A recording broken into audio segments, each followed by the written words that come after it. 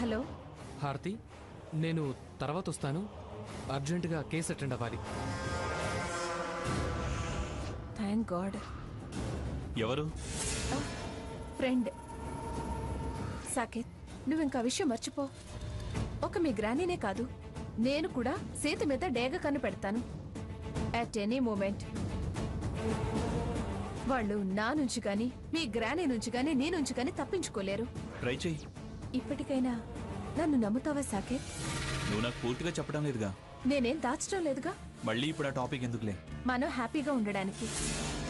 వాడి టాపిక్ మనల్ని ఆనందంగా ఉంచదు. సర్లే వదిలే. Any drinks? No no. Relax అవుతావు. నో. సరే ఆగు, కూల్ డ్రింక్స్ తీసుకొస్తాను.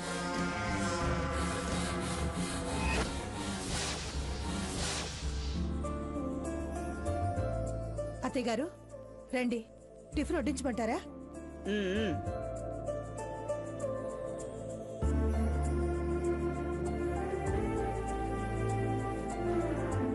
అయ్యో, చట్నీ మర్చిపోయిన అత్తయ్య, ఉండండి తెస్తాను.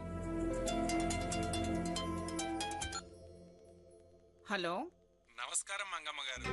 నేను నరసింహాచార్యులను మాట్లాడుతున్నాను. ఆచార్యుల వారు నమస్కారం. నమస్కారం, చెప్పండి, ఏమిటి విశేషం? ఫోన్ చేశారు? అమ్మా, వైశాఖ శుద్ధ చతుర్థి నరసింహ జయంతి. ఏటా ఆనవాయితీ ప్రకారం స్వామివారికి అమ్మవారికి పట్టు వస్త్రాలు ఒక రోజు ముందు మీరు సమర్పించాలి కదమ్మా. ఆ విషయం గుర్తు చేద్దామని ఫోన్ చేశానమ్మా. అయ్యో, అసలు ఆ విషయమే మర్చిపోయానండి. ఇది మీ ఆనవాయితమ్మా, తప్పకుండా రావాలి. చెప్పటం నా ధర్మం తల్లి. ఉంటాను. అలాగలాగలాగే.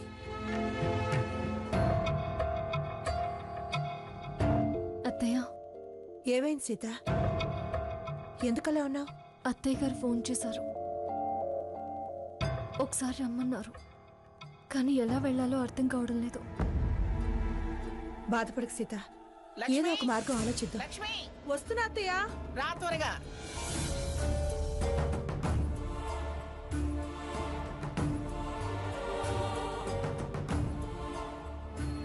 పిచ్చి గొడవల్లో పడి పుణ్యకార్యమే మర్చిపోయారు. ఏం మర్చిపోయారమ్మమ్మ గారు? ఎల్లుండి నరసింహ జయంతి అన్న విషయం. ఏటా స్వామివారికి పట్టు వస్త్రాలు తీసుకెళ్లడం ఏంటి ఆనవాయితీ. రేపు కుటుంబ పెద్దలు పూజలో కూర్చోవాలి. ఎల్లుండి కోరికలు కోరుకునేవారు వస్త్రాలు సమర్పించాలి. ఏం లక్ష్మి, ఇంట్లో పట్టు వస్త్రాలు ఉన్నాయా? లేవత్తయ్య గారు. అత్తయ్య. ఏమిటి?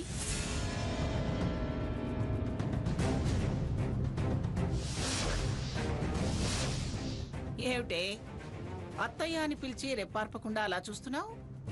చెప్పేమిటో. అదే, ఏదైనా కోరిక మనసులో ఉన్నవాళ్ళు ఆనవాయితీ వస్త్రాలు స్వయంగా ఏరి కోరి తెచ్చి సమర్పించుకుంటే వాళ్ళ కోరికలు తీరుతాయని మీరే అంటారుగా. అవును, నీకేమైనా కోరికలున్నాయా? నువ్వు వెళ్ళి తెస్తావా? నా గురించి కదా అత్తయ్య, పాపం సీతారఘురాములు. నిజమేనే, నువ్వు చెప్పేదాకా ఆ విషయమే మర్చిపోయాను.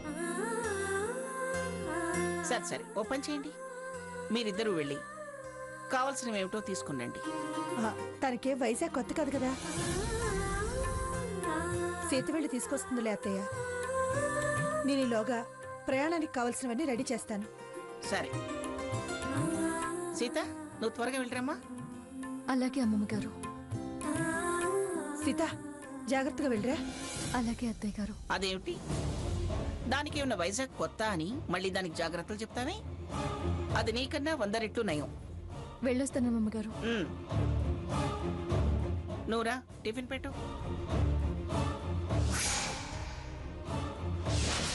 ఏంటత్తయ్య, మీరు అనంతగిరి వెళ్ళాలా?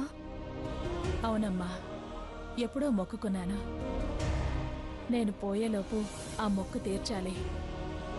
మొక్కు తీర్చలేదు కాబట్టేనేమో మీరు ఒక్కటవలేకపోతున్నారు. ఏంటండి, మీరెలా ప్రయాణం చేస్తారు? తప్పదు డాక్టర్. చెయ్యందే నా మనసు కుదుట పడదు. నా కొడుకు కోడలు ఆనందంగా ఉంటారన్న నమ్మకం నాకు ఆ మొక్కు తీరిస్తేనే కలుగుతుంది. చూడండి డాక్టర్ గారు, ఎలా అంటున్నారు అత్తయ్య గారు.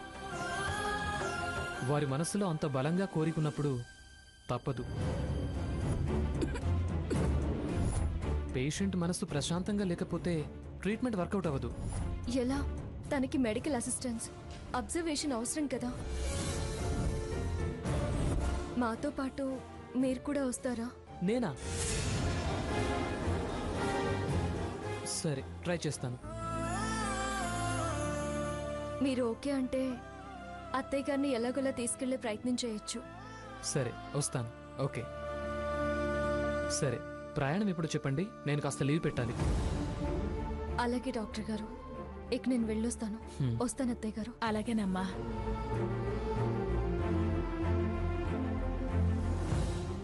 మీరు వెళ్ళి టాబ్లెట్స్ వేసుకోండి. అలాగే డాక్టర్. కాదండి, రాంగ్ నంబర్ పెట్టేయండి. అక్క, ఏంటి చీరలో పంచలు తేవడానికి వెళ్ళావంట?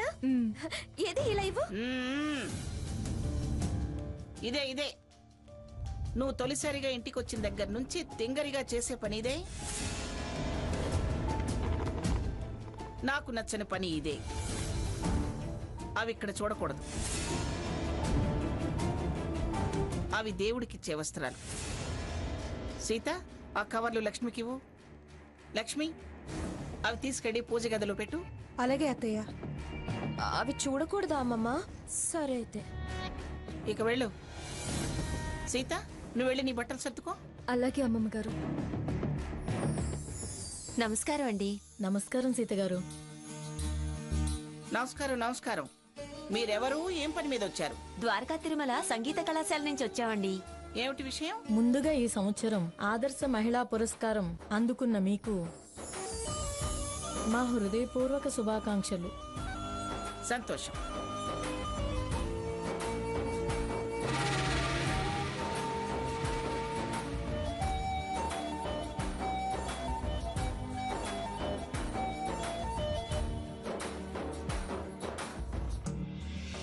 కూర్చోండి. అమ్మా, నీ ముందు మేం కూర్చోవడం ఏంటమ్మా? పర్వాలేదు, కూర్చోండి. పర్వాలేదమ్మా. మీరు నన్ను అభినందించడానికి వచ్చారా, మరి ఇంకేదైనా పని మీద వచ్చారా? ఏ విరాళానికో వచ్చుంటారు. బొకే ఇచ్చి ముందు బుట్టలో పడేశారు. అమ్మా, మేము ప్రతి సంవత్సరం ఓ దేవాలయంలో నృసింహ జయంతి పురస్కరించుకొని శతగళారాధన సంకీర్తన, సహస్ర నామార్చన చేస్తూ ఓ కళాకారిణిని సత్కరిస్తాం. గత 2 సంవత్సరాలుగా మీ మనవరాలైన సీతగారిని సత్కరించాలనుకున్నాం. కానీ పోయిన సంవత్సరం వారి వివాహం జరుగుతుందన్నారు. ఈ సంవత్సరం వారి పేరు ఖరారు చేసుకుని రేడియో స్టేషన్కి వెళ్ళాం. వారు అక్కడ ఉద్యోగం మానేశారని, మీ ఇంటి కోడలయ్యారని తెలిసి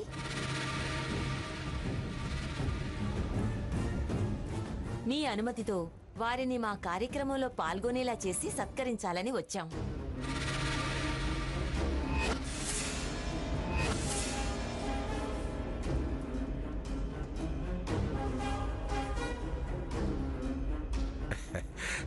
ఏంటి, మా సీతకు సన్మానమా?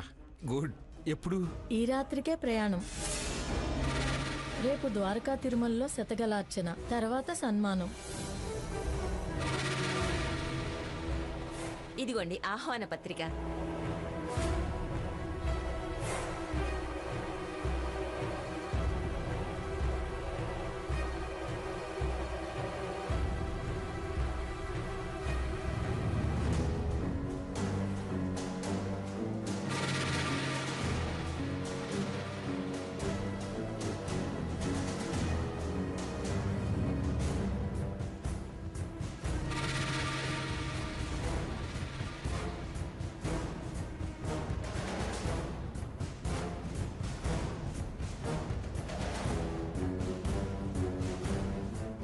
సీతగారే కాదండి, పెద్దవారు. మీరు కూడా మా ఆహ్వానాన్ని మన్నించి పెద్ద మనసు చేసుకుని రావాలి.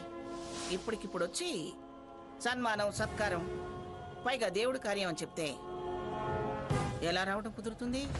మేము మా ఆనవాయితీ ప్రకారం అనంతగిరి బయలుదేరుతున్నాం. క్షమించండి, మేము రేడియో స్టేషన్ వారికి వారం క్రితమే ఈ విషయం చెప్పాం.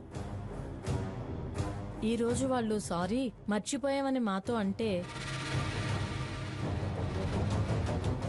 అర్జెంటుగా మేమే బయలుదేరి వచ్చాం. కుదరదండి.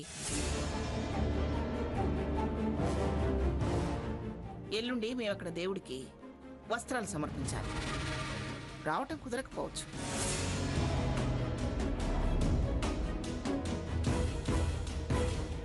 మేము ఆ ప్రయాణం ఏర్పాట్లు కూడా చేసుకున్నాం.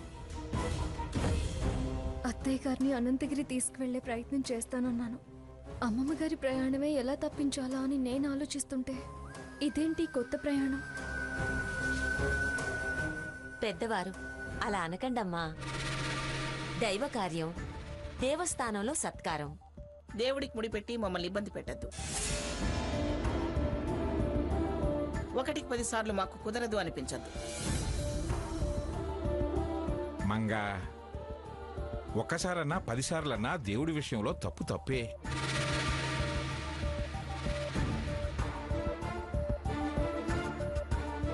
పైగా సీత అందుకోబోయే తొలి సత్కారం అది దైవ సన్నిధానంలో. అది కాకుండా శతగళార్చన, సహస్రనామం పుణ్యకరం. అందుకని ఏం చేయమంటారు?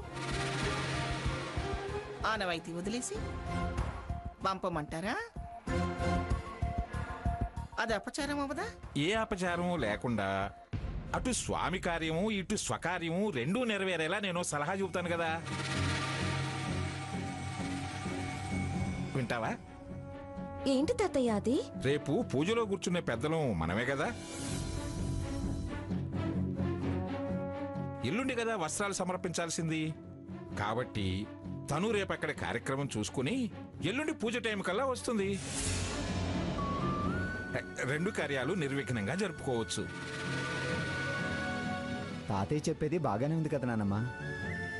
ఏమిటా బాగు? అటు ఇటు తిరగడం ఎలా కుదురుతుంది? మీరు ప్రయాణం గురించి అస్సలు టెన్షన్ పడాల్సిన పని లేదమ్మా.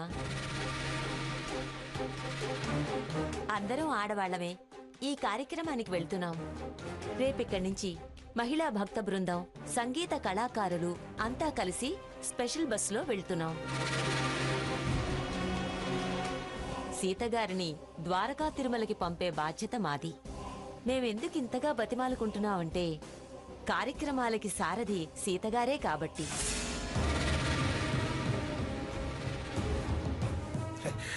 ఇంకేమంగా అన్ని సౌకర్యాలు వాళ్లే ఏర్పాటు చేస్తుంటే మనం మన ప్రయాణము, సీత తన ప్రయాణము నిరభ్యంతరంగా చేయొచ్చు.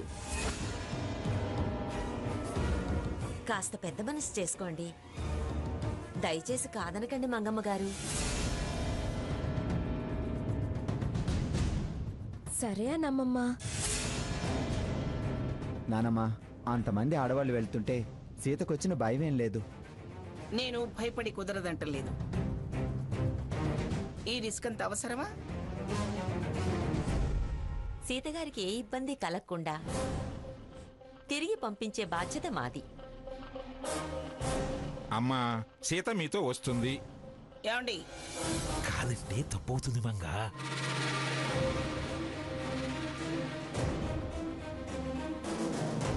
ఏమే సీత, ఇటు వెళ్ళి రాగలవా?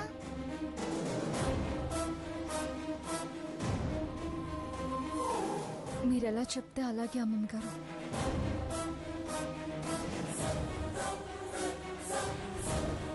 సరే, పంపిస్తానులే, వెళ్ళండి. చాలా చాలా థ్యాంక్స్ అండి.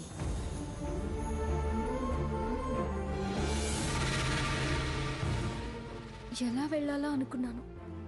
వీళ్ళతో వెళ్లే వంకతో అటు అత్తయ్య గారిని తీసుకుని వెళ్ళేసి రావచ్చు. చాలా మంచి అవకాశం.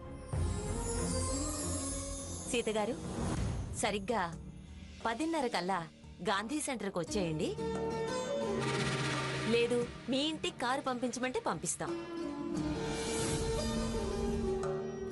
అవసరం లేదులేమ్మా, మేం పంపిస్తాం కదా. మరోసారి మా విన్నపం మన్నించినందుకు మీకు థ్యాంక్స్. మంచిదమ్మా. అలాగే.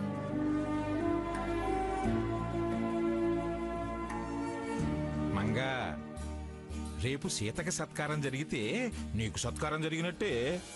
నాకు జరిగినట్టే ఎలా అవుతుంది? రేపు ఎవరికి సన్మానం అని చెబుతారు? సంగీత కళాకారిణి పిఠాపురం మంగమ్మ గారి మనవరాలు పిఠాపురం సీతామహాలక్ష్మి కనే కదా.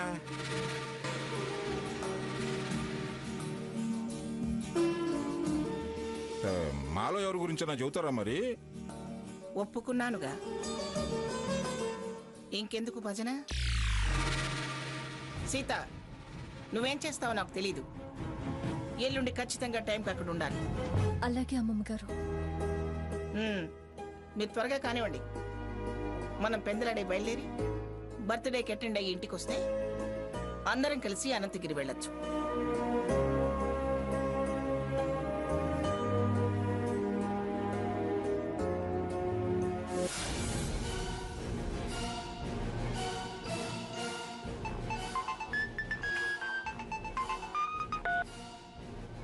హలో, గుడ్ మార్నింగ్ మేడం గారు. I'm doctor Sanjay. ఏమిటి సంజయ్, ఏమిటి ఇంత పొద్దున్నే ఫోన్ చేశావు? ఏం లేదు మేడం, ఇలా జాయిన్ అయ్యి అలా లీవ్ అడుగుతున్నానని ఏమీ అనుకోవద్దు. నేను అర్జెంటుగా మా ఊరు వెళ్ళాలి. 2 days హాస్పిటల్కి అటెండ్ కాలేకపోతున్నాను. సూపరింటెండెంట్ గారికి చెప్పాను. మీ పర్మిషన్ కూడా తీసుకుందామని ఫోన్ చేశాను. అర్జెంట్ అయినప్పుడు వెళ్ళాలిగా, తప్పదుగా. సరే, 2 రోజులేగా, వెళ్ళరా. చాలా థ్యాంక్స్ మేడం.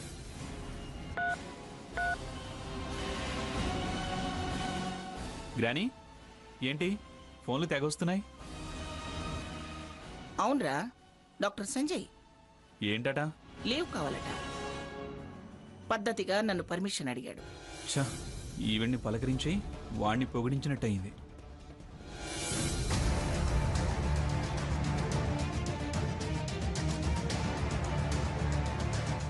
ఏమిటే, ఎందుకు వాడు అలా ఉన్నాడు? ఏమో అత్తయ్య. సరే సరే, సంబరమే. సాకేత్, ఏంట్రా భోంచేయకుండా చిరాగ్గా వచ్చేస్తున్నావు? ఏమీ లేదు. ఎరా, ఎందుకురా ఇలా ఎప్పుడూ అందరికీ ఎదురు తిరిగి మాట్లాడతావు? నేనేం ఎదురు మాట్లాడలేదు. నేను రోజు చూస్తూనే ఉన్నానుగా, ఆ మాత్రం తెలుసుకోలేనా? ఏం తెలుసుకున్నావు? నీగ్గా నువ్వు చెప్పు. నీ సమస్యకి సలహా నేను చెబుతాను కదరా. ఏం లేదండి, సంజయ్ బర్త్డే పార్టీకి రమ్మని ఫోన్ చేశాడండి. అది వీడికి చెప్పి పంపిద్దాం అనుకుని లోపు ఇక్కడికి వచ్చేశాడు. చెప్పరా, నిజమేనా? మన దగ్గర పనిచేసేవాడు. వాడు పిలిస్తే మనం వెళ్ళాలా? వెళ్తే మనల్ని రేపటి నుంచి గౌరవిస్తాడా? రేయ్, మన దగ్గర పనిచేసే వాళ్ళంతా తక్కువని, మనకు ఉద్యోగం ఇచ్చిన వాళ్ళంతా ఎక్కువని మనం పట్టించుకోకపోతే వాళ్ళు కూడా మనల్ని పట్టించుకోర్రా. డబ్బు పని అంతవరకే. అప్పుడంతా మెకానికల్ అవుతుందే కానీ కమిట్మెంట్ ఉండదురా. తాతయ్య చెప్పేది కరెక్టే. నాకు వాడి బర్త్డేకి రావడం ఇష్టం లేదు. కారణం ఇప్పుడే చెప్పానుగా. దానికి మీ తాతయ్య గారు సమాధానం చెప్పారుగా. నాకు ఆ సమాధానం నచ్చలేదు. ఎందుకే వాణ్ణంతగా బతిమలాడి బామాలి నచ్చజెప్పి పంపించడం? వీడు వెళ్ళకపోతే వాళ్ళు వెళ్తారు. ఎరా రఘు? మాకేం అభ్యంతరం లేదు తాతయ్య, మేము వెళ్తాం. నేను వెళ్తాను తాతయ్య. పళ్ళు రాలగొడతాను. ఎవరు వెళ్ళడానికి వీల్లేదు. మా మీద నీ పెత్తనం ఏంటి? మమ్మల్ని వద్దనడానికి నువ్వెవరు? ఒకే కుటుంబం వాళ్ళం, ఒకరి మాట ఒకరు వినరా? ఆహా, ఆ విషయం నీకు అనుకూలంగా లేనప్పుడు గుర్తుకొస్తుందా? మిమ్మల్ని పంపిస్తానని మీ గ్రాని మాటిచ్చిందంట్రా. ఎవరిని అడిగి మాటిచ్చిందట? అమ్మమ్మ గారు మనల్ని అడిగి మాట ఇవ్వాలా? ఆమె మాటకు మనం విలువివ్వాలి గాని. అమ్మమ్మ గారు, ఎవరి ఇష్టం వాళ్ళది, వదిలేయండి. మేమైతే వెళుతున్నాం. వెళతా వెళతా అని చాలా ఇంట్రెస్ట్ చూపిస్తోంది. ఈ ఇంట్రెస్ట్ వెనకాల అసలు విషయం అక్కడికి వెళ్తే గానీ బయటపడదు.